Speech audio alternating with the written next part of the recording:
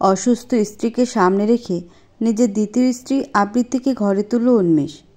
চারপাশে চলছে তুমুল হইচই। কিয়ৎক্ষণ পূর্বেও সম্পর্কে আবৃত্তি ছিল তার শালিকা, আপন নয়, আর এখন দ্বিতীয় স্ত্রী। শাড়ির আঁচলটা মাটি ছুঁই ছুঁই। আবৃত্তিকে নিয়ে ঘরে প্রবেশ করছে উন্মেষ। ক্র্যাচে ভর করে লিভিং রুমে এলো উন্মেষের প্রথম স্ত্রী লেখা। চোখ দুটো পানিতে ডুবে আছে। লেখার কাছে এলো আবৃত্তি। মুখটা শুকনো দেখালো। কিছু বলার জন্য ব্যাকুল হতেই লেখা বলল, ফ্রেশ হয়ে ঘরে যা, আমি খাবার পাঠাতে বলছি। আপু, তোর সাথে আমার কথা আছে। কোনো কথা নয় আবৃত্তি, সারাদিনের ধকলে কেমন নেতিয়ে পড়েছিস। ঘরে যা, ফ্রেশ হয়ে নে, তারপর সব কথা হবে। লাল চোখে তাকিয়ে আছে উন্মেষ। লেখা ওর দিকেই অগ্রসর হচ্ছে। অন্যদিন হলে এগিয়ে যেত না হয়, তবে আজ যাবে না সে। কেন এমন প্রতিশ্রুতি করালো লেখা? কোনো স্ত্রী স্বইচ্ছেতে নিজের সতীন ঘরে আনে, তাও সেই মেয়ে যদি হয় নিজেরই বোন। কি গো, দাঁড়িয়ে আছো কেন?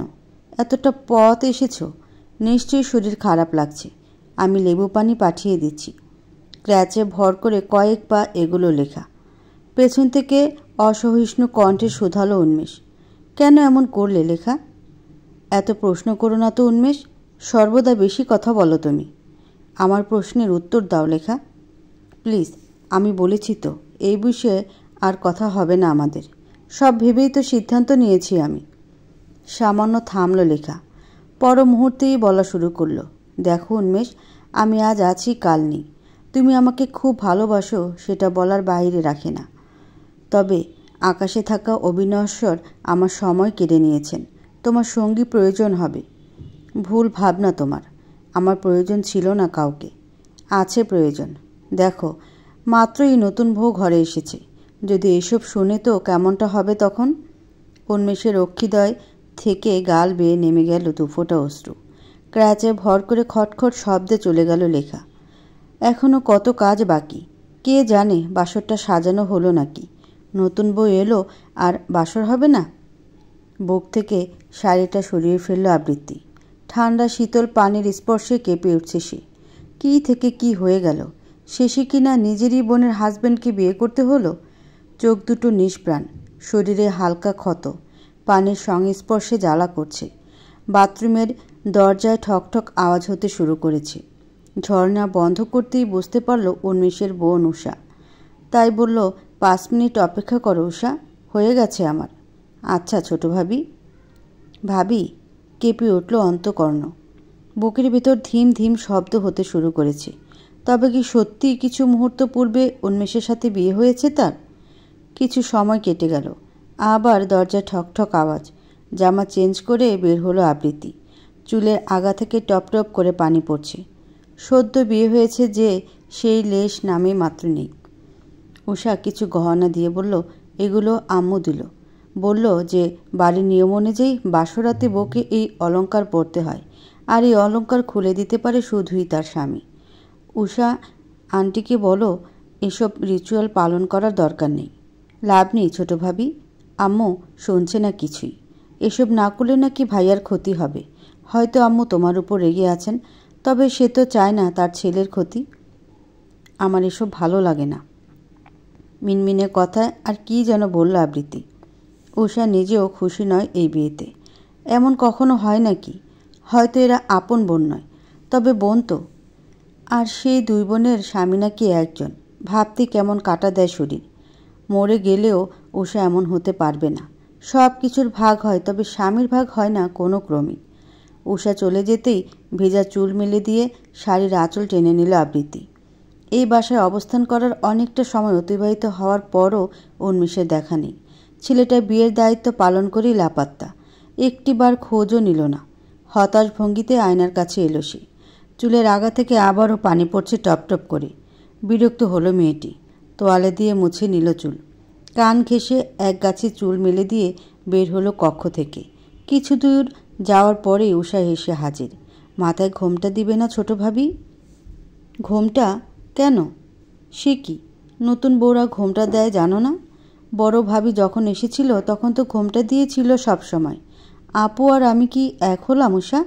আমাদের বিয়েটাও তো স্বাভাবিক নয়। এত অস্বাভাবিকের মধ্যে রিচুয়াল মানার কী প্রয়োজন? কথা শেষ করতে করতে অন্যমনস্ক হয়ে গেল আবৃত্তি। উষার ছোট মাথায় এত কঠিন আলোচনা আসে না। মেয়েটি আবৃত্তিকে নিয়ে চলে আসে। নিচে আসতেই উন্মেষকে চোখে পড়ল। ছেলেটা একবার ফিরেও তাকালো না ওর দিকে। প্রথমে বুকের বাঁ পাশটা মোচড় দিয়ে উঠলেও খানিক বাদে স্বাভাবিক হয়ে গেল আবৃত্তি। মাঝে মাঝে মেয়েটি ভুলে বসে এই বিয়েটাই স্বাভাবিক না। অদ্ভুত লাগে ওর। শেষমেশ উন্মেষকেই বিয়ে করতে হলো। উষা, ওকে বল মাথায় ঘোমটা দিতে। বাড়ির গুরুজনেরা বসে আছে। দ্বিতীয়ার কথায় ঘোর ফিরে আবৃত্তির। ভদ্রমহিলা টেবিল গোছাতে ব্যস্ত। আবৃত্তির কোনো হেলদোল না দেখে উষা নিচ থেকে মাথায় ঘোমটা টেনে দিল। তবু প্রতিক্রিয়া নেই আবৃত্তির। দ্বিতীয়ার পানে কিছু সময় তাকিয়ে থেকে দীর্ঘ নিঃশ্বাস ফেলল সে। গত কয়েকদিন কত রকম কথা শুনিয়েছেন দ্বিতীয়া। বোনের সংসার ভাঙছে, বোনের বরকে কেড়ে নিচ্ছে, বাজে মেয়ে মানুষ, আরও কত রকম কথাই না শুনতে হলো কিছুদিন যাবৎ। অথচ আবৃত্তি এই বিয়েটা করতে চায়নি কখনোই। লেখার জোড়াজুড়িতেই তো সম্মতি। তবে ভবিষ্যৎ যে খুব সুখকর না সে বিষয়ে অবগত রইল সে। লেখার হাতে সময় নেই। ডাক্তার বলেছেন আর তো কয়েক মাস। এর মাঝেই হয়তো শেষ নিঃশ্বাস ত্যাগ করবে লেখা। উন্মেষকে প্রচণ্ড ভালোবাসে মেয়েটি। কিছুদিন আগে সে সিদ্ধান্ত নিয়েছে আবৃত্তির সাথে উন্মেষের আবার বিয়ে দিবে। কারণ অন্য কোনো মেয়ের সান্নিধ্য সহ্য হবে না ওর। অথচ উন্মেষের কথা ছিল, তুমি না থাকলেও আমি কখনো অন্য মেয়েকে বিয়ে করব না। তুমিই আমার জীবনের শেষ নারী। হেসেছিল লেখা। উন্মেষ তাকে কতই না ভালোবাসে। অথচ এই ধরায় ওর সময় নেই। সৃষ্টিকর্তা কেন এত নিষ্ঠুর হলেন ওর প্রতি? আরও কিছু সময় কেন দিলেন না তিনি? মাঝে মাঝে খুব অভিমান হয়। পরক্ষণে মনে পড়ে এই পৃথিবীতে পাঠানোর কোনো না কোনো উদ্দেশ্য আর প্রাপ্তি থাকে। হয়তো সেই উদ্দেশ্য পরিপূর্ণ হয়েছে। তাছাড়া প্রাপ্তিস্বরূপ উন্মেষের স্ত্রী হবার সুযোগ দিয়েছেন অবিনশ্বর। এর থেকে বড় পাওয়া আর কী বা হতে পারে? ক্র্যাচে ভোর করে এগিয়ে আসে লেখা। চলতে কষ্ট হয় দেখে দ্বিতীয়া দু হাতে আগলে নেয়। আবৃত্তি নড়ে চড়ে ওঠে। এই পরিবারে লেখার স্থানটা মোটেও ক্ষণস্থায়ী নয়। হঠাৎই মনে হয় আবৃত্তি কখনোই পারবে না এ পরিবারের মন জোগাতে। যে ভরসায় লেখা ওকে রেখে যাচ্ছে সেটা হয়তো সম্ভব নয় কোনো কালেই। মনের ভিতর খচখচ করে ওঠে। দ্বিতীয়ার সাহায্যে আবৃত্তির সন্নিকটে আসে লেখা। ক্র্যাচে এক হাত রেখে অন্য হাতটা ঠেকায় আবৃত্তির গালে। মন খারাপ? না, তেমন কিছু না। অসুস্থ শরীর নিয়ে বারবার কেন আসছিস আপু? অসুস্থতা তো থাকবেই। বসে থাকলে কি ভালো হয়ে যাব? তবুও তুই। লেখা, সবাই এসে গেছে, খেতে এসো। দ্বিতীয়ার কণ্ঠ। লেখা তাগাদা দিয়ে বলল, এখন চল, তোর প্রিয় সব খাবার রান্না করেছি আজ। তুই রান্না করেছিস? তুই আমার জন্য এতটা করলি আর আমি একটু রান্না করে খাওয়াবো না? হতাশ চোখে তাকালো আবৃত্তি। গাল বেয়ে দুফোঁটা নোনা জল গড়ালো। হাতের তালুতে তা মুছে নিয়ে লেখাকে চলতে সাহায্য করল সে। ডাইনিংয়ে উপস্থিত প্রায় সকলে, শুধু নেই উন্মেষ। লেখার অসহিষ্ণু কণ্ঠ। মা, উন্মেষকে দেখতে পাচ্ছি না যে। পরে খাবে বলেছে। সেটা কি করে হয়? নতুন বউকে রেখে পরে খাবে? উষা, আমাকে তোর ভাইয়ার কাছে নিয়ে যেত। সকলে চুপ। লেখার কাণ্ডগুলো খুব বেশি হতাশাজনক। তবু মেয়েটির মুখের উপর কথা বলে না কেউ। আবৃত্তি বাধা দেওয়ার চেষ্টা করল, তবে লেখা শুনল না কোনো কথাই। অন্ধকার লাইব্রেরিটাতে চেয়ারে বসে দোল খাচ্ছিল উন্মেষ। ঠিক তখনই লেখা এসে দাঁড়ালো পাশে। মেয়েটির উপস্থিতি অনুভব করে উন্মেষ তাকায়। কোটরে ঢুকে যাওয়া চোখগুলো আধার আলোতে ভয়ঙ্কর বিধ্বস্ত দেখায়। লেখা মৃদু হাসে। তোমাকে এমন দেখাচ্ছে কেন? কেমন দেখাচ্ছে? অগোছালো লাগে ভীষণ। চুলগুলো এমন এলেবেলে হয়ে গেছে কেন বলো তো? হাতের সাহায্যে উন্মেষের চুলগুলো গুছিয়ে দিতে লাগলো লেখা। মেয়েটি চুলে হাত গলিয়ে দিতেই শান্তি এসে স্পর্শ করে। আলগোছে কোমর জড়িয়ে কাছে টানে উন্মেষ। লেখা আহত দৃষ্টিতে বলে, এখন রোম্যান্স করার সময় বুঝি? তাহলে কখন হবে সময়? উঠো তুমি। খেতে যাওনি কেন? আর নতুন বউকে রেখে বসে আছো এই আধারে? কি ভাববে সবাই বলো তো? যা ইচ্ছে ভাবুক, আমি এখন আর যাব না। তুমি বসো আমার পাশে। আহা, বুঝতে পারছো না তুমি? অনেক রাত হয়ে গেছে। বাসর সাজিয়েছি সেটাও তো দেখলে না। পরে দেখব। তুমি বসো স্থির হয়ে। নতুন বউ যে একা, থাকুক, কথা বলো না প্লিজ। লেখার পেট বরাবর চুমি খায় উন্মেষ। বিয়ের 3 বছর হলেও মানুষটার স্পর্শে কেমন শিহরণ জাগে ওর। মোস্তাতে থাকে শরীর, অশান্ত হয় বুক। লেখার এমন করুণ দশায় বিরক্ত হয়ে উন্মেষ বলে, নড়ো কেন, একটু চুপ করে বসো। অনেক হয়েছে, এবার প্লিজ ছাড়ো। নতুন বউ রেখে তুমি বসে আছো। না জানি কী সব ভাবনা জেগেছে সবার। এখন ডিনার না করলে বাসর হবে কখন? আচানক রেগে গেল উন্মেষ। তখন থেকে একই কথা বলছো। পাগল মনে হয় আমাকে? বিয়ে করালে জোর করে, এখন আবার বাসর সাজিয়েছ। এসব কি লেখা? আমাকে নিয়ে সার্কাস বানাচ্ছ তুমি? কেন করছো এসব? বলেছি না কাউকে চাই না আমার। তোমার স্মৃতি নিয়ে কাটিয়ে দিব আমি। তবু কেন এমন করলে? ধমকে চোখে জল চলে আসে লেখার। উন্মেষ অনুতপ্ত হয়। 2 হাতে চোখের জল মুছিয়ে বলে, ট্রাই টু আন্ডারস্ট্যান্ড। আমিও তো একজন মানুষ। হিচকে উঠে যায় লেখার। দরজার কাজটায় আবৃত্তি দাঁড়িয়ে, আপু, সবাই বসে আছে, দাঁড়া, ওকে নিয়ে আসছি। উন্মেষ বুঝে যায় একে বুঝিয়ে লাভ নেই। আলগোছে কপালে চুমুকে দেয় উন্মেষ। গলা জড়িয়ে ধরে হাঁটতে শুরু করে। খাবারের টেবিলে আর কোনো কথা হলো না। দ্বিতীয়া কয়েকদিন বেশ রাগ দেখিয়েছেন। এদিক থেকে মৌন ছিলেন উন্মেষের বাবা আলমাস সাহেব। ভদ্রলোক একদমই নীরব দর্শক। এ নিয়ে স্ত্রীর সাথে কথা কাটাকাটিও হয়েছে বেশ। আবৃত্তিকে বসিয়ে দিয়ে গেল লেখা। যাওয়ার পূর্বে বলল, কাঁচা ফুল বেশ পছন্দ করে উন্মেষ, বিশেষ করে বেলি ফুল। তাই একপাশের ফুলদানিতে বেলি ফুল রাখা হয়েছে। উন্মেষ এলে যেন তাকে সেই ফুল দেওয়া হয়। এইসব কথাতে ভীষণ অস্বস্তি হচ্ছিল আবৃত্তির। মনে হচ্ছিল মাটির নিচে ঢুকে যেতে। লেখা আরও কিছু কথা বলেছে, সেসব আমলে নিল না আবৃত্তি। ওর মন চাইছে পালিয়ে যেতে। গত রাতেও যে মানুষটিকে বোনের হাজব্যান্ড বলে জেনেছে, সে মানুষটি আজ ওর বর। আর সে বোন ওকে বসিয়ে গেল নিজের স্বামীর বাসর সঙ্গী হতে। গা ঘিন ঘিন করে ওঠে আবৃত্তি। বেডে বসে থেকে হাত পা অবশ হয়ে আসে। অস্থির হয়ে যায় সে। চারপাশে চোখ বোলাতেই দেখে পুরো ঘর জুড়ে উন্মেষের ছবি লাগানো। সবগুলো ছবিতেই দারুণ লাগছে মানুষটাকে। আবৃত্তির চোখ সরিয়ে নেয়। ঘড়িতে এখন রাত 2টো বাজে। অপেক্ষা করতে ইচ্ছে হলো না আর।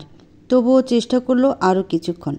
রাত যখন 3টে, তখন আবৃত্তি শতভাগ নিশ্চিত উন্মেষ আসবে না।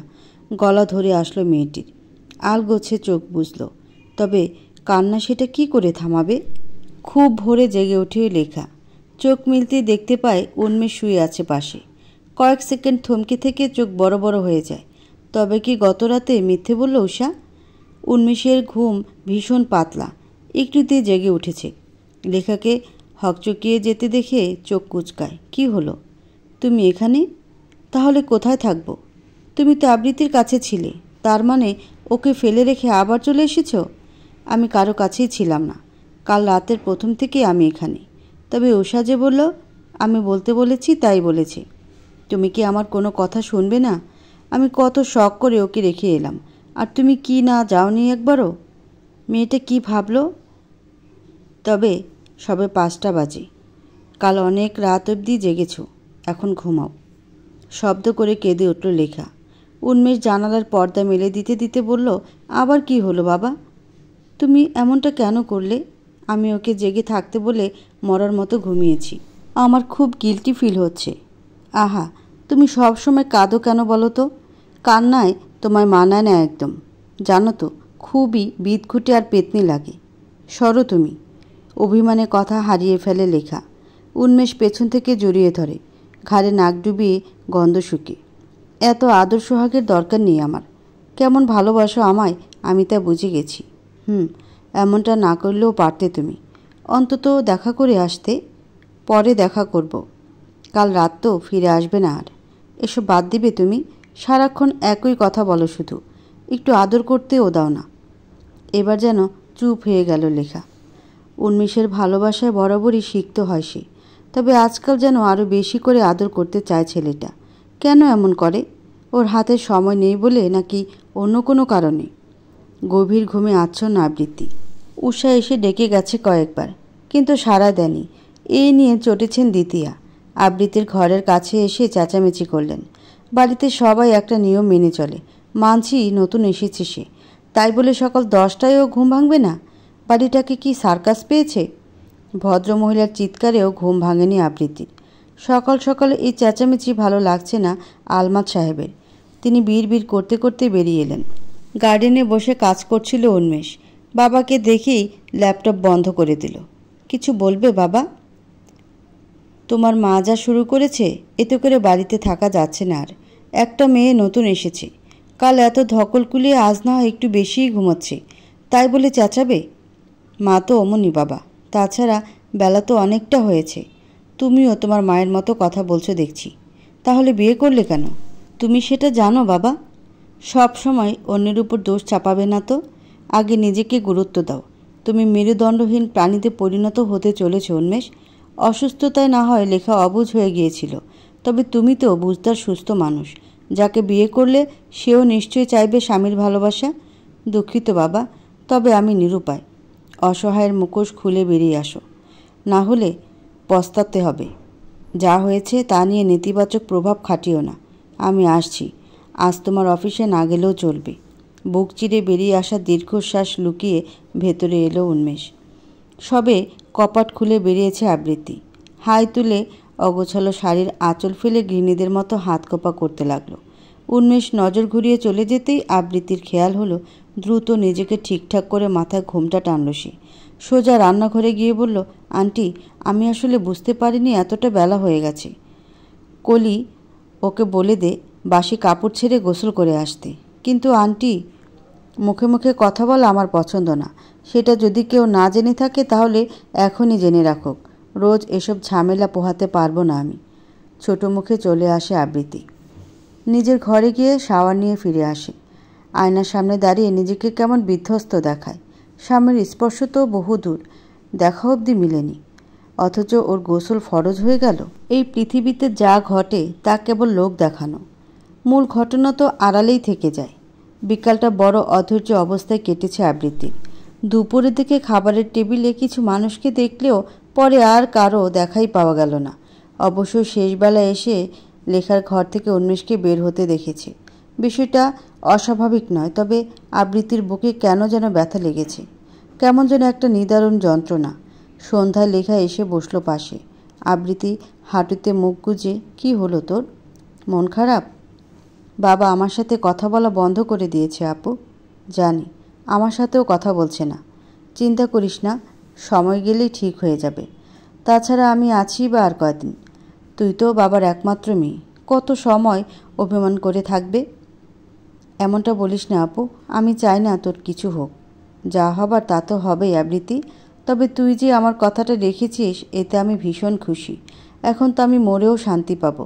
জানিস, উন্মেষ উপরে উপরে যতটা গোছালো ভেতরে ভেতরে ততটাই অগোছালো। ওকে যত্নে রাখিস বোন। আমার দিন তো ফুরিয়ে এসেছে। আর বোনের উপর অভিমান রাখিস না। বিশ্বাস কর, তুই ছাড়া আমি কাউকে ভরসা করতে পারতাম না। আপু প্লিজ আর বলিস না, আমার ভেতরটা ধুকপুক করছে। আবৃত্তি লেখার হাতটা ওর বুকে রাখল। সত্যিই কেমন যেন লাফাচ্ছে হৃৎপিণ্ড। লেখা উতলা হয়ে পড়ল। তোর কি খারাপ লাগছে? ডাক্তার ডাকবো? উন্মেষ, উন্মেষ, ঠিক আছে রে আপু, তুই চুপ করে বস একটু। তাহলে হৃৎপিণ্ড এমন করে লাফাই কেন? না না, কিছু ঠিক নেই, তুই যেতে দে আমায়। দু হাতে লেখাকে জড়িয়ে ধরল আবৃত্তি। গলার নিকটে মুখ রেখে বলল, সব ঠিক আছে, আমার প্রয়োজন তোকে। তুই প্লিজ মাথায় বিলি কেটে দে, দেখবি সব ঠিক হয়ে যাবে। লেখার কোলে মাথা রাখল আবৃত্তি। বেশ জোরে নিঃশ্বাস নিয়ে চোখ বুঝল সে। উন্মেষ দরজার কাছে এসে থমকায়। লেখার চোখ পড়তেই লেখা বলে, একটু বিলি কেটে দাও তো ওকে, আমার কাজ আছে একটু। গভীর ধ্যানে চলে যাওয়াতে আবৃত্তির কোনো হেলদোল নেই। উন্মেষ ব্যস্ত হয়ে বলে, আমি কেন? তাহলে কে দিবে? নুরুল চাচাকে ডেকে বলবো ওর মাথায় বিলি কেটে দাও? আশ্চর্য, তুমি একটু বসো, আমি আসছি এইমাত্র, জাস্ট একটু। উন্মেষকে বসিয়ে দিয়ে চলে গেল লেখা। হাঁটতে কষ্ট হলেও বেশ গতিতে চলল সে। বিপাকে পড়েছে উন্মেষ। আবৃত্তি বোধ হয় এতক্ষণে ঘুমিয়ে জল। বুকের উপরে কখনোই আঁচল ঠিক থাকে না মেয়েটির। এখনও এলোমেলো হয়ে আছে। এক রাশ বিরক্তি নিয়ে আঁচল টেনে দিল উন্মেষ। উষা এখানেই আসছিল। ভাইয়া আর নতুন ভাবির একান্ত মুহূর্ত দেখে থমকে গেল। বাইরে এসে দরজায় নক করল। নড়ে চড়ে উঠল উন্মেষ। আসবো ভাইয়া? আয়। অনুমতি নেওয়ার কি দরকার? না, এমনি। আবৃত্তি আপুর জন্য কিছু শাড়ি পাঠিয়েছে মা। বিকেলে শপিংয়ে গিয়েছিল না, সেখান থেকে এনেছে। ও, তুই রাখ ওখানে। শাড়িগুলো রাখলো উষা। আরও চোখে তাকাতেই দেখল আবৃত্তির মেধিন পেটের এক অংশ বেরিয়ে আছে। যা বোঝার বুঝে গেল সে। দ্রুত কাবাডে শাড়িগুলো রেখে চলে এলো। একটা কল আসাতে সাইড হয়ে কথা বলছিল উন্মেষ। পেছন ঘুরে উষাকে বলবে এখানে থাকতে, অমনি দেখল উষা নেই। ঝামেলার মাঝে থেকে আরও বেশি করে উদ্বিগ্ন হয়ে যাচ্ছে সে। আবৃত্তির মাথায় বালিশ রেখে দিয়ে কক্ষ থেকে প্রস্থান করল দ্রুত বেগে। শিক্ষা জীবনের শেষ বর্ষে পড়ছে আবৃত্তি। এ বছরটা বেশ গুরুত্বপূর্ণ ওর জন্য। মাস্টার্সটা শেষ হলেই বেঁচে যাবে যেন। তবে গত কয়েকদিনের ঝামেলা সব উলটপালট। আবৃত্তির সকল কাগজপত্র ঘাটছে লেখা, পুরো বেড জুড়ে ছড়িয়ে ছিটিয়ে। কলি চা হাতে এসে বলল, ভাবিমণি, এটা কি দেহি আমি? এমন করে সব ছড়ায় ছিটিয়ে লইছেন কেন? আপনি তো এমন মানুষ না। চা হাতে নিতে নিতে লেখা বলল, কাজ থাকলে এত খেয়াল থাকে না রে কলি। তুই কি ব্যস্ত? আর ব্যস্ত? আপনাকে বাড়ির কাম যতদিন ধইরা করতেছি মনে হয় কেউ আমারে তালপাতার পাংখা দিয়ে বাতাস করতেছে। ঠান্ডা বাতাসের মধ্যে বইয়া বইয়া টুকটাক কাম। গাল ভর্তি হাসল লেখা। প্রথম যখন এ বাড়ির বউ হয়ে আসি, সেদিন তোর মতো আমারও একই কথা মনে হয়েছে। সবাই খুব গোছালো প্রকৃতির, কাজের পরিমাণও টুকটাক। ভালো লাগতো খুব, নতুবা কাজের চোটে একটু বসার উপক্রমও থাকতো না। লেখার মুখটা মলিন হয়ে যাওয়াতে কলি বলল, ভাবিমণি, আপনার দিলে অনেক ব্যথা, তাই না? জানেন তো, ভালো মানুষগুলো আল্লাহ খুব পছন্দ করে, তাই তাগো আগে আগে লইয়া যায়। তাই এর মানে আমাকে তিনি খুব পছন্দ করেছেন, তাই না রে কলি? মনে হয়। তবে আমি চাই আপনার কিছু যেন না হয়। ভাইজানের মুখটা দেখছেন, চিন্তায় চিন্তায় শুকায় গেছে। তার উপর আপনি আবার আবৃত্তি আপামনিরে এই বাড়ির বউ কইরা আনলেন। এটা কোনো কাম হইল কন্ত? এমন না করলেও পারতেন। অন্তত আপনি যতদিন আছেন। কলিকে থামিয়ে দিয়ে লেখা বলল, ধুর বোকা, তুইও সবার মতো ভাবছিস। সত্যিই তো কইলাম, কেউ যে চেয়ে সতীন ঘরে আনবার চায়। আপনি সতীন তো আনলেন, হ্যাঁ, আবার আপনার খালাতো বোন। লেখা কাগজপত্র গোছাতে গোছাতে বলল, বস তুই, তোকে একটা বিষয় বলি। মন খারাপ নিয়েই বসল কলি। লেখা সব কিছু সাইড করে নিয়ে শুধালো, আবৃত্তি সুন্দর নাকি আমি সুন্দর? এটা কোনো প্রশ্ন করলেন আপনি? চুপ করতো। তুই বল, কে বেশি সুন্দর? দেখ, সত্যিটা বলবি। এখানে কোনো মন কালাকালির বিষয় হচ্ছে না যে মন রক্ষা করবি। কলি দীর্ঘ নিঃশ্বাস নামিয়ে বলল, আবৃত্তি আপামনি বেশি সুন্দর। তয় কি হয়েছে? আপনি তো বেশি ভালা। শোন তাহলে, আবৃত্তি আমার বোন। ওকে নিয়ে আমি কখনোই হিংসে করি না। তবে অন্য কাউকে নিয়ে আমার ভীষণ হিংসে হবে। আমি মরে গেলেও তোর ভাইজানের পাশে অন্য কাউকে আমার সহ্য হবে না। যতই বলুক তোর ভাইয়া, একটা মানুষ জীবনের এতগুলো বছর একা কাটাবে কি করে বলতো? শারীরিক মানসিক অনেক বিষয় কাজ করে এখানে। তাছাড়া সব কিছু না হয় বাদই দিলাম, একটা সময় আসবে তোর ভাইয়া বুড়ো হবে। সেই বয়সে কাউকে লাগবেই বল। আবৃত্তি কখনো আমার উন্মেষের অযত্ন করবে না। অন্য কারো হাতে ওকে ছাড়ি কি করে বলতো? এখন আমি পুরো নিশ্চিন্তে চোখ বুঝতে পারবো। ফুপিয়ে কান্নার শব্দে লেখা থেমে গেল। কলি কেঁদে চোখ লাল করে ফেলেছে। লেখা তড়িঘড়ি করে বলল, এ কি রে, তুই কান্না করছিস কেন? ভাইজানরে আপনি এত ভালোবাসেন ভাবিমণি? আল্লাহ কেন আপনার অসুখ দিল? কেন আপনার থেকে ভাইজানরে আলাদা করলো? ভালা মানুষরাই সবসময় কষ্ট পাইব কেন কন্ত? কান্না থামা কলি। আর কে বলেছে তোর ভাইজান এর থেকে আমি আলাদা হয়ে গেছি? বরং আমাদের ভালোবাসা আরও গভীর হতে শুরু করেছে। যতদিন আছি তোর ভাইয়া এত ভালোবাসা দিবে যে একটা সময় মরতেও চাইব না, দেখিস। সবার মতো আমিও যে ভালোবাসার কাঙ্গাল। কলি কান্না থামালো, দু হাতে চোখ মুছে বলল, একবার আপনারে জড়াইয়া ধরি, না হলে আমার কলিজা ঠান্ডা হইব না। মানা কইরেন না। হেসে উঠল লেখা। কলি জড়িয়ে ধরতেই লেখার দু চোখ দিয়ে পানি নেমে গেল। এই মেয়েটা ওকে ইমোশনাল করে দিল। যার কাছে যায় সেই ইমোশনাল করে দেয় ওকে। ও তো চায় না কাঁদতে, তবু সবাই ওকে কাঁদিয়ে দেয়।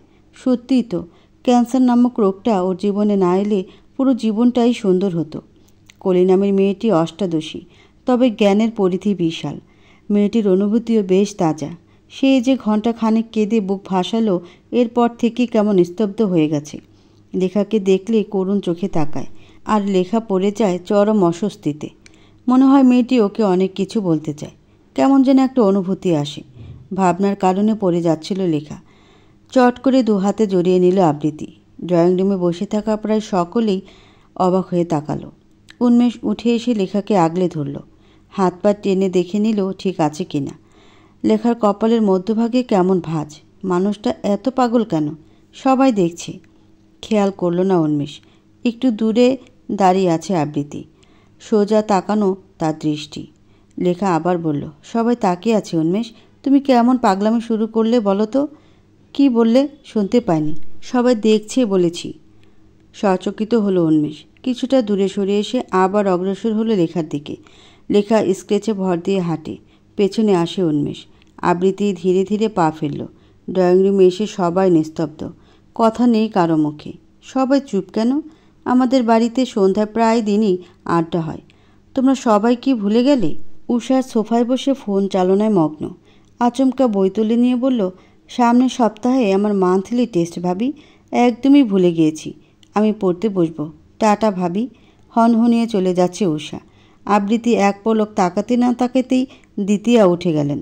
আলমাদ সাহেব আগে থেকেই কাজ করছিলেন। উন্মেষ লেখার পাশে এসে বসল। সবাই রেগে আছে আমার ওপর। ভুল ভাবছ তুমি। সময়টা খারাপ। সব ঠিক হয়ে যাবে। আসো আমার সাথে। কত দূর চলে গিয়ে লেখা আবার বলল, আবৃত্তি একা থেকে কি করবে? ও বরং আমাদের সাথে আসুক। থাক না লেখা, কোলে আছে তো ওখানে। ওর সাথে গল্পগুজব করবে না হয়। সজাগ থাকলে আবৃত্তির কান বেশ খাড়া থাকে। উন্মেষ আর লেখার কথাগুলো শুনতে পেয়ে তড়িঘড়ি করে কোলের নিকটে এলো। কোলে টিভি দেখছিল, হা হয়ে তাকানো। প্রিয় সিরিয়াল চলছে। অন্য সময় হলে বিরক্ত করতো না আবৃত্তি, তবে এখন উপায় নেই। হালকা কাশল সে, অথচ গভীর ধ্যানে মগ্ন থাকা কোলের কর্ণদয় পাত্তাই দিল না। তুমি কি আমার সাথে ছাদে যাবে একটু? ছাদে কেন আপামনি? আসো না একটু। ভালো লাগছে না চার দেয়ালে ভেতরে বসে থাকতে। একটু খোলা আকাশের নিচে ঘুরে আসি। তয় কি করার আর, আসেন যাই। টিভি বন্ধ করে আবৃত্তিকে সঙ্গ দিল কলি। লেখা আর উন্মেষ অনেক আগেই চলে গেছে। ছাদে এসে দুদণ্ড দাঁড়ানোর জো নেই। বাতাসের বেগ বাড়তে লাগলো বিদ্যুতের গতিতে। কলি বলল, হায় হায়, বৃষ্টি আইতেছে। আমি যাই আপামনি, বড় বারান্দা ভরা কাপড় রেখে আইছি। খালামা খুব রাগ দেখাইব। আবৃত্তির উত্তরের আশা করেনি কলি। ছোট ছোট কদমে চলে গেল মুহূর্তে। আবৃত্তির ইচ্ছে হয় না যাওয়ার। দু এক ফোঁটা বৃষ্টি পড়েছে শরীরে। ভালো লাগছে, বেশ আরাম লাগে। বুকটা শীতলও হয় কিছুটা। দুই নেত্র বুঝে আসে আলগোছে। আকাশ চমকায়। বাতাস এলোমেলো করে দেয় শাড়ি। আঁচলখানা বহু পূর্বেই ছাদ ছুঁই ছুঁই। হালকা বৃষ্টি থেকে এবার বড় বড় ফোঁটায় বৃষ্টি শুরু। বিকেলে ছাদে বসে কাজ করেছে উন্মেষ। বেখেয়ালে ব্লুটুথটা হয়তো ফেলে এসেছে। সেটা নিতে এসেছিল। বৃষ্টির ফোঁটা বড় হতেই ফিরে যাচ্ছিল। বিদ্যুৎ চমকানোর আলোতে আবৃত্তিকে দেখতে পেল হঠাৎ। শাড়ি ভিজে একাকার। পাতলা শাড়ি হওয়াতে দৃশ্যমান শরীর। চুলগুলো খোপা করা থাকাতে স্পষ্ট পিঠের ঢেউ। কোমরে লাগানো চেইনটাও চিকচিক করছে। উন্মেষ খেপে গেল হঠাৎ। মেয়েটি বারবার ওর জীবনে ঝড় তুলে। ভরা বৃষ্টিতে নির্দ্বিধায় দাঁড়িয়ে আছে। জ্বর হলে সেবা করবে কে? এসব তো ওর ঘাড়ে এসেই পড়বে। অতিরিক্ত ঘোরে চলে গিয়েছিল আবৃত্তি, তাই হয়তো উন্মেষের কণ্ঠ শুনতে পায়নি। ছেলেটি যখন বাহুতে স্পর্শ করল তখনই সমস্ত ঘোর কেটে গেল। বৃষ্টির পানিতে ভিজে একাকার সে। কপালে কিছু চুল লেপ্টে আছে। খোপা আলগা হয়ে আছে। সামনের চুল বেয়ে পানিগুলো কপাল থেকে নাকে ঠোঁটে লাগছে। মৃদু সুরে বলল উন্মেষ, হুট করে বৃষ্টিতে ভেজা ঠিক না। এমনিতেই সমস্যায় আছি।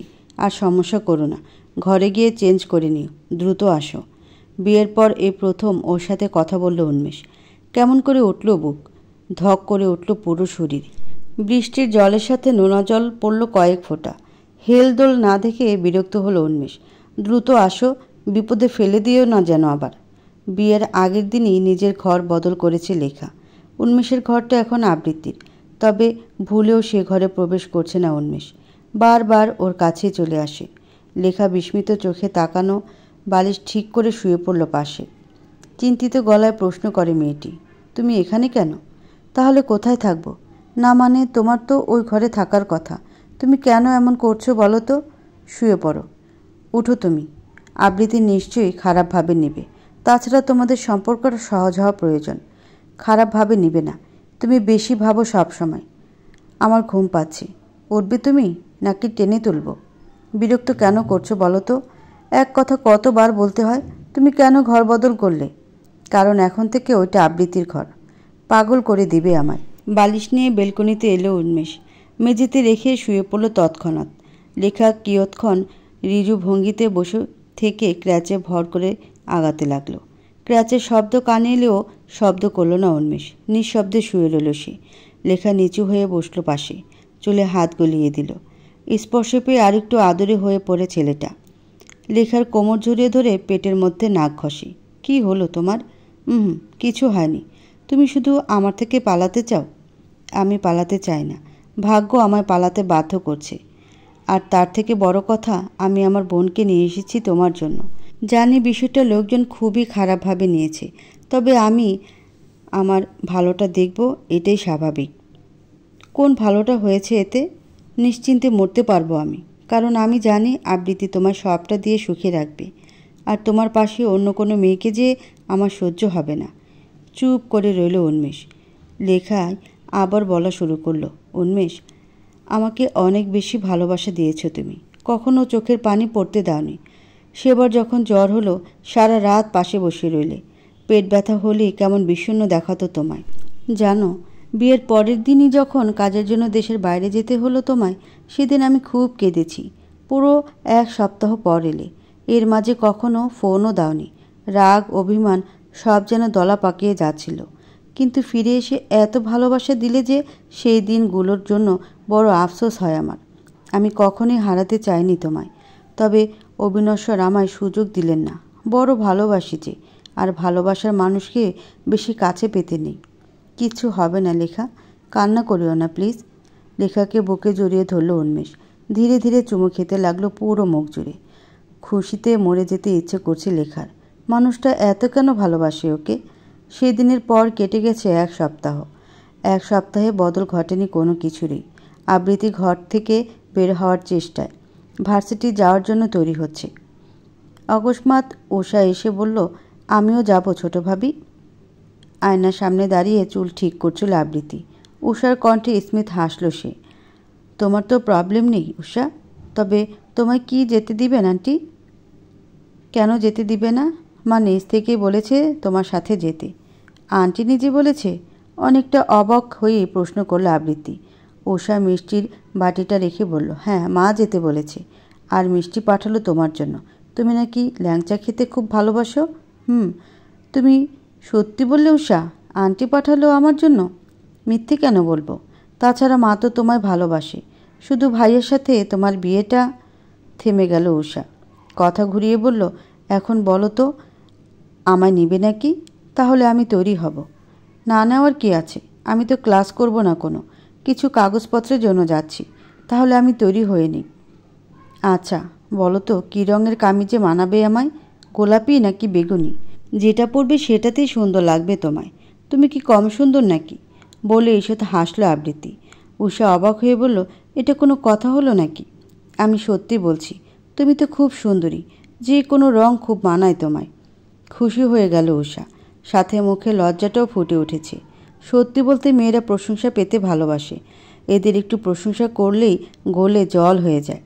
উষা চলে যাওয়ার দিকে তাকিয়ে দীর্ঘ শ্বাস ফেলল আবৃত্তি। মিষ্টির বাটিটার দিকে তাকাতে বুকটা কেমন মোচড় দিতে শুরু করেছে। সত্যি কি তার জন্য মিষ্টি পাঠানো হয়েছে? আবৃত্তির সাথে কয়েক ঘন্টায় বেশ মিশে গেল উষা। এই মুহূর্তে আবৃত্তিকে ভীষণ আপন মনে হলো ওর। প্রথম দিকে বেশ মন খারাপ হলেও আজ মনে মনে কেন যেন খুশি হলো। মানুষ বোধ হয় এমনই হয়, সময়ের সাথে তাল মেলাতে মানিয়ে নিতে পছন্দ করে। রিক্সা করে ঘুরল ওরা। উষা পরিবারের ছোট মেয়ে, তাই কখনো বাবা মা কিংবা পরিজন মিলে ঘোরাঘুরি হয়নি।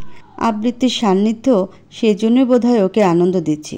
হই হুল্লোড় হওয়া শহরটাকে ভীষণ ভালো লাগতে শুরু হলো ওর। রিক্সার হুড তুলে দিয়ে জিজ্ঞাসা করলো, ছোট ভাবি, একটা কথা বলবো? বলো। তুমি কিছু মনে করবে না তো? মনে করবো কেন? তুমি নির্দ্বিধায় বলতে পারো। আমি জানি এ প্রশ্ন করা ঠিক না, তবু জানতে ইচ্ছে করছে। যতটা জানি ভাবি, তোমার আপন বোন নয়, মানে তোমরা একই মায়ের অংশ নও। সত্য এটা? আপু আমার খালামণির মেয়ে, মানে হচ্ছে আমার খালাতো বোন। সেটা জানি। তাহলে তুমি কি ছোট থেকে এখানে থাকতে? ঠিক তা নয়, ঘটনাটা ঘটেছে 10 বছর আগে। আমি তখন 9-এ উঠেছি সবে। আমার খুব ইচ্ছে ছিল শহরে পড়ার, আর পড়াশোনাতেও বেশ ভালো। বাবা মা দুজনেই একই অফিসে সরকারি জব করতেন, সেজন্য স্থান বদল তাদের পক্ষে সম্ভব ছিল না। আমাকে খালামণির কাছে রাখা হলো। মাস 2 পরই খবর এলো বাবা মা মারা গেছেন। রোড ক্রস করতে গিয়ে দুজনে চাপা পড়েছেন ট্রাকের নিচে। হসপিটালে নেওয়ার সুযোগ হয়নি, স্পটেই শেষ। কতটা শান্তভাবে কথাগুলো বলল আবৃত্তি। উষার শরীরে লোম জেগে উঠেছে, চোখ দুটো থই থই। ঈষৎ শব্দ করে হাসে আবৃত্তি। প্রথম এসব কথা বলতে গেলে আমার গলা ধরে আসতো, খুব খারাপ লাগতো। তবে এখন অভ্যেস হয়ে গেছে। বাবা মা মারা যাওয়ার পর আমার জীবন নিশ্চিত হয়ে গেল খালামণির বাসায়। খুব ভালোবাসতো আমায়। ছোট থেকে মামুনি বলে ডাকতাম, আর আঙ্কেলকে বাবা বলে সম্বোধন শুরু হলো। সব মিলিয়ে লাইফ ইজ হিজিবিজি। পুনরায় শব্দ করে হাসল আবৃত্তি। উষার মন খারাপ হলো। ক্ষণিক আগে যার সঙ্গ ওকে আনন্দ দিচ্ছিল, এখন সেই সঙ্গ ওর ভালো লাগছে না। উষার মনের অবস্থা বুঝতে পারল আবৃত্তি, তাই বলল, ভয় পাচ্ছ তুমি? আমি বুঝতে পারছি এসব বিষয়ে তুমি খুবই ইমোশনাল ফুল। তবে জানো তো, প্রতিটা গল্পের পেছনেই আরও কিছু গল্প থাকে। সময়ের স্রোতে সেসব হারিয়ে যায়, তাই এখন আর কষ্ট হয় না। আরেকটা বিষয় হচ্ছে, বাবা মাকে খুব একটা মনেও পড়ে না। মানিয়ে নিতে শিখে গেছি। এই দেখো, কথা বলতে বলতে এসেও গেছি আমরা। উষাকে নিয়ে বাড়ির ভেতর চলে এসেছে আবৃত্তি। ষোড়শী মেয়ে উষা। বুদ্ধিমতী হলেও সময় অসময়ে ভীতু বনে যায়। আবৃত্তি সহজ হওয়ার চেষ্টা করলো, তবে উষা যেন আটকে আছে। মন খারাপ হলো বেশ। পুরো বাড়িটাতে একবার উষার সঙ্গেই আজ এতটা কথা হলো, অথচ সেই মেয়েটাও ওকে ছেড়ে চলে গেল। একরাশ মন খারাপ নিয়ে ঘরে এলো সে। পরনের কামিজ রেখে শাড়ি পরল। বরাবরের মতোই আঁচলটা মিশে রইল মেঝের সাথে। চুলগুলো হাত খোপা করে বেলকনিতে আসতেই মনটা ভরে উঠল। 1 সপ্তাহ যাবৎ এ রুমে থাকলেও বেলকনিতে আসা হয়নি। এত সব গাছ লাগানো যে আনন্দে কেঁদে ফেলল প্রায়। ফুলের গাছগুলিতে ফুল ফুটে আছে, কিছু গাছ এঁকে বেঁকে নেমে গেছে বেলকনির গ্রিল বেয়ে। আবৃত্তি শব্দ করে বসে পড়ল সেখানটায়। একে একে ছুঁয়ে দিতে লাগলো সবগুলো গাছ। পাশের বেলকনিতে দাঁড়ানো ছিল উন্মেষ। মেয়েটার এমন পাগলামি দেখে শ্বাস ফেলল বার কয়েক। অন্ধকার থাকায় উন্মেষকে দেখতে পেল না আবৃত্তি। কিছু সময় স্থির হয়ে থাকলেও হঠাৎই ভীষণ অস্থিরতা জেঁকে ধরল উন্মেষকে। চিনচিন এক ব্যথা বুক বেয়ে নেমে যেতে লাগলো পুরো শরীর জুড়ে। একসময় মনে হলো সর্বাঙ্গে ব্যথা আর ব্যথা। লেখাকে আষ্টে পৃষ্ঠে জড়িয়ে ঘুমিয়েছিল উন্মেষ। ঘুম ভেঙে যেতেই লেখা হাসল। ছেলেটার উন্মুক্ত বুকে আঙ্গুল দ্বারা কী সব আঁকতে লাগলো। বাহুতে স্পর্শ করে সামান্য কেঁপে উঠল সে। ছেলেটার শরীরের তাপ বেড়েছে। জেগে উঠেছে উন্মেষ। পিট করে চোখ মেলল। এত ভোরে উঠে পড়েছো তুমি? কেন উঠেছ? ডাক্তার না বলেছে প্রপার ঘুম যেন হয়? তোমার শরীরে তাপ বেড়েছে, দেখতে দাও আমায়। কপাল ছুঁয়ে দেখল লেখা। তারপর গলাতে হাত রেখে বলল, জ্বর এসেছে মনে হচ্ছে। থার্মোমিটারটা যেন কোথায়? সেটা তো ও ঘরে রাখা। বাদ দাও, এটুকু জ্বরে আমার কিছু হবে না। চুপ করবে তুমি? জ্বরে শরীর কাবু। আর তুমি কি না? কথা বলতে বলতেই উঠে দাঁড়িয়েছে লেখা। গ্লাসটা ভেঙে গেছে গত রাতে। সে কথা মনে হতে মন খারাপ হয়ে গেল। থার্মোমিটারটা নিয়ে আসো না। কি দরকার বলো তো? যাও না একটু। লাগবে না থার্মোমিটার। তাছাড়া এই ভোরে দরজা খুলবে কে? দরজা খোলা লাগবে কেন? আমার কাছে তো চাবি আছেই, তুমি গিয়ে জাস্ট নিয়ে আসবে। থাক না লেখা, শুধু না, তুমি প্লিজ নিয়ে আসো, না হলে আমার শান্তি হচ্ছে না। তুমি যে কি, তোমার পাগল বউ। নিঃসন্দেহে ম্যাডাম। আড়মোড়া ভাঙতে ভাঙতে বেরিয়ে এলো উন্মেষ। আবৃত্তির ঘরের কাছে এসে দ্বিধান্বিত হয়ে উঠল। বেশ কিছু সময় মনোযুদ্ধ চালিয়ে দরজাটা খুলল। শুয়ে আছে আবৃত্তি। কোথায় তার আঁচল আর কোথায় তার পেটিকোট। শাড়িটা হাঁটুতে এসে ঠেকেছে, যার ফলে মসৃণ পা দুটো বেরিয়ে আছে। আঁচল পড়ে আছে অন্য পাশে। সব মিলিয়ে যা তা অবস্থা। হতাশ হলো উন্মেষ। দ্রুত গতিতে থার্মোমিটার নিয়ে বেরিয়ে গেল। দ্বিতীয়া খুব ভোরে ঘুম থেকে ওঠেন, নামাজ পড়ে আবার ঘুমান। সবে ঘুমাতে যাচ্ছিলেন তিনি, ছেলেকে আবৃত্তির ঘর থেকে চোরের মতো বের হতে দেখে বিহ্বল হলেন প্রায়। নিজের চোখকে বিশ্বাস করতে পারছেন না। যদি বউর সাথে এক ঘরে থাকতেই হয়, তবে প্রকাশ্যে রোজ এত নাটক করারই বা কী প্রয়োজন? দিতি আজকাল বেশ চিন্তিত, বিশেষ করে সেদিনের ঘটনার পর থেকে। তার দুশ্চিন্তার অনেকগুলো কারণ, এর মধ্যে অন্যতম হচ্ছে লেখা। তিনি চান না জীবনের শেষ সময় মেয়েটি কষ্ট পাক, যতই বোনের সাথে বিয়ে দিক না কেন। কোনো মেয়েই পারবে না নিজের স্বামীকে অন্য কারোর সাথে দেখতে। তাই তিনি ভাবলেন ছেলের সাথে একান্তে কিছু কথা বলবেন। সারা দিন কাজে ডুবে থাকে উন্মেষ। সেই সকালে বের হলে আসে সন্ধ্যায়, আর ঠিক তারপরই লাইব্রেরি। সারাক্ষণ সে লাইব্রেরিতে কাটিয়ে দেয়। আজ বাসায় ফিরতেই দ্বিতীয়া বললেন, আমার ঘরে এসো, কথা আছে। মায়ের কথায় বিস্মিত হলো উন্মেষ। সহসা এমন রূপের দেখা মেলা ভার। এক বুক চিন্তা নিয়ে পরপরই ছুটল মায়ের ঘরে। পান সাজাচ্ছিলেন দ্বিতীয়া। ছোট সময় ছেলেকে মাঝে মাঝে পান খাওয়াতেন তিনি, খুব পছন্দের ছিল, তবে সর্বদা নয়। উন্মেষের দিকে পান বাড়িয়ে দিতেই নাকচ করল। অবাক হলেন না দ্বিতীয়া। ছেলে যে তার বড় হয়েছে, আজকাল বড় চিন্তিত হতে হয় তাকে। বিস্ময় ঠেকাতে না পেরে উন্মেষ প্রশ্ন করল, কিছু বলতে চাইছিলে মা? হ্যাঁ, খুবই গুরুত্বপূর্ণ কথা, তবে কিভাবে বলবো বুঝতে পারছি না। বলো না কি বলবে। আচ্ছা শোনো তবে। সামান্য থমকালেন তিনি। পরপরই দীর্ঘশ্বাস নামিয়ে বলতে লাগলেন, দেখো, আমি মানি আবৃত্তিও তোমার স্ত্রী, তবে লেখার প্রতি বিশেষ দায়িত্ব রয়েছে তোমার। এমন কিছু করো না যাতে শেষ সময় এসে মেয়েটাকে কষ্ট পেতে হয়। কি বললে বুঝতে পারিনি মা। দ্বিতীয়াকে অস্বস্তিতে দেখে উন্মেষ বলল, বুঝিয়ে না বললে বুঝবো কি করে? তুমি বলো না কি বলবে। আমি বলতে চাচ্ছি, এখনই আবৃত্তি আর তুমি ঝোঁকের বসে বাচ্চা নেওয়ার কথা ভেবে বসো না। অনেকটা অবাক হলো উন্মেষ। দ্বিতীয়ার এমন কথাতে হতবাক হওয়া ছাড়া উপায় রইল না। উন্মেষ বেশ শক্তপোক্ত কণ্ঠে জবাব দিল, আমি তো আবৃত্তির সাথে থাকছি না মা, তাহলে বাচ্চা নেওয়ার কথা আসে কোথা থেকে? তুমি ভুল ভাবছ। আর যা সবসময় চোখে দেখা হয় তা সত্যিই নাও হতে পারে। উঠে চলে গেল উন্মেষ। দ্বিতীয়া খোলা চোখে তাকিয়ে রইলেন। তবে কি সেদিন ভুলই দেখেছেন তিনি? ছেলের সাথে কথা বলেও মনের খচখচ ভাবটা গেল না দ্বিতীয়ার। তিনি ভাবলেন উষাকে দিয়ে আবৃত্তির সাথে কথা বলাবে, তবে উষা ছোট মানুষ, এত শত বলতে পারবে কি না এই নিয়েও পড়লেন বিপাকে। অবশেষে সিদ্ধান্ত নিলেন নিজেই কথা বলবেন আবৃত্তির সাথে। সেদিন বাসাতে মেহমান আসার কথা ছিল, সেই সুযোগে কলিকে দিয়ে ডেকে পাঠালেন আবৃত্তিকে। খুশি মনে ছুটে এসেছে আবৃত্তি। মুখটা পাংশুটে রেখেই দ্বিতীয়া বললেন, এই ফলগুলো কেটে দাও। ঠিক আছে আন্টি। ফল কাটতে লাগলো আবৃত্তি। দ্বিতীয়ার ভেতরটা কাঁপছে। কি করে প্রশ্ন করবেন ঠিক বুঝে উঠতে পারলেন না। তাই কৌশল খাটিয়ে বললেন, আজকালকার ছেলে মেয়ে তোমরা অনেক বেশি সতর্ক, তবু বলে রাখা ভালো, পিল টিল খাও তো ঠিক মতো? আবৃত্তি বোঝেনি কথাটা। ফল কাটা রেখে তাকালো দ্রুত। দ্বিতীয়ার মুখে আকাশের সব মেঘ জড়ো। বলতে চাচ্ছি, এখন তো কি সব ওষুধ বের হয়েছে যাতে যখন তখন বাচ্চা পেটে না আসে, সেসব খাও তো? অস্বস্তিতে পড়তে হলো আবৃত্তিকে। তবু শান্তভাবে বলল, আমাদের মাঝে কোনো সম্পর্ক তো নেই। ওহ, চুপ করে গেলেন দ্বিতীয়া। তবে ছেলে তার মিথ্যে বলেনি। কিন্তু সেদিন যে তিনি নিজ চোখে দেখলেন আবৃত্তির ঘর থেকে বের হচ্ছে উন্মেষ, চোখের ভুল হলে সব কিছু কেন এতটা তাজা?